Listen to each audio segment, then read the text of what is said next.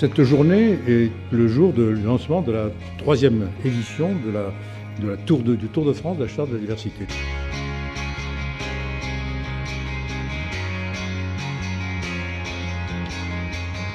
Je voudrais d'abord peut-être remercier rapidement tous nos invités et en particulier nos partenaires européens qui sont ici présents.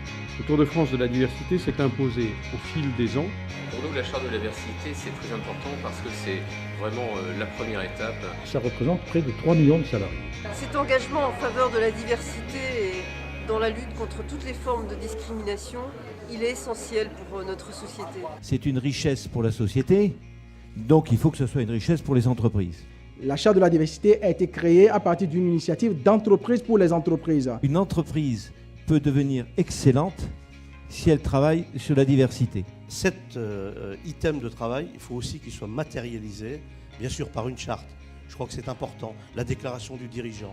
Mais ensuite, avec toutes les parties de l'entreprise et entre autres dans le cadre du dialogue social. La Charte de la diversité a constitué pour nous, partenaires des entreprises et aussi des administrations, une étape essentielle. Dans les actions engagées par les entreprises, la majorité s'est focalisée sur l'aménagement des process RH. Pour encourager les entreprises à introduire la diversité au cœur de la gestion de leurs ressources humaines, nous avons mis en place, vous le savez, le label diversité en 2008.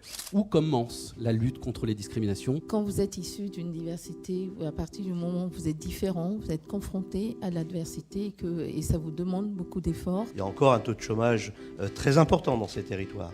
Faire une place à tous, et en particulier à ces jeunes qui habitaient dans ces territoires. Il faut partir d'éléments objectifs de mesure qui nous permettent de faire face à la réalité. Chacun en a conscience, le CV anonyme ne résout pas à lui seul l'ensemble des discriminations. Mais il contribue à mettre en valeur des candidatures qu'on n'avait plus l'habitude de regarder. Nous avons une typologie de clients qui nous expose à la diversité. Il y a un point qui est très clair, c'est qu'il n'y a pas de hiérarchie de discrimination. La situation des femmes en France a cessé de progresser et est même en voie de régression, quels que soient les milieux. On a fait effectivement un constat d'inégalité des rémunérations entre les hommes et les femmes, en tout cas pour une population à ancienneté forte.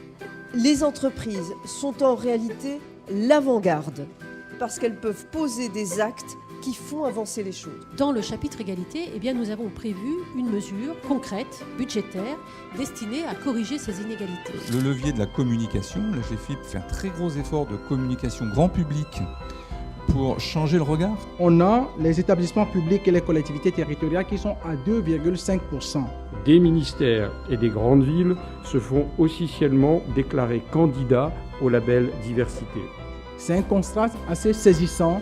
Vous avez des régions dans lesquelles nous avons énormément de signatures et vous voyez, je ne veux pas indexer de mauvais élèves, mais ce qui est, c'est qu'il y a certaines régions dans lesquelles on a du mal. C'est pourquoi nous avons voulu que la commande publique soit un instrument privilégié de promotion de la diversité. L'IMS est là pour vous aider.